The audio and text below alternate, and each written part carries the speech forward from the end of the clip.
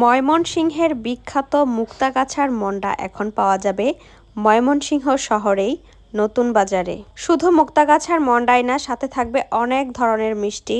মুক্তাগাছার মন্ডা আর ময়মনসিংহের নতুন বাজারের মন্ডার মধ্যে কোনো পার্থক্য নেই। মুক্তাগাছার মন্ডার দোকানের মালিকই এইখানে আরেকটা দোকান দিয়েছে এবং কারিগর কিন্তু একই। সেই সাথে মুক্তাগাছার মন্ডা ছাড়াও আরো বিভিন্ন ধরনের মিষ্টি কিন্তু এখানে রয়েছে।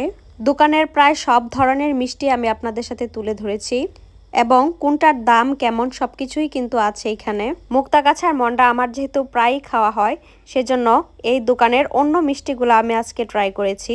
কি কি মিষ্টি ট্রাই করেছি সেটাই আমি আপনাদেরকে একটু বলি। প্রথমে আমি একটা মিষ্টি নিলাম, সেটা হচ্ছে কাটারি ভোগ।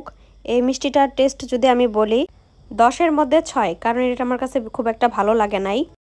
তারপর আমি যেটা ট্রাই করছি সেটা হচ্ছে ক্ষীরের সন্দেশ। এটা আমার কাছে বেশ লাগছে। এটা খাওয়ার সময় ঘিয়ের একটা ফ্লেভার পাইছি, মানে এটার মধ্যে ঘি ইউজ করছে বেশি। দুইটাই প্রতি পিস ছিল 60 টাকা করে। আর লোকেশন তো বলেই দিলাম, ময়মনসিংহের নতুন বাজারে।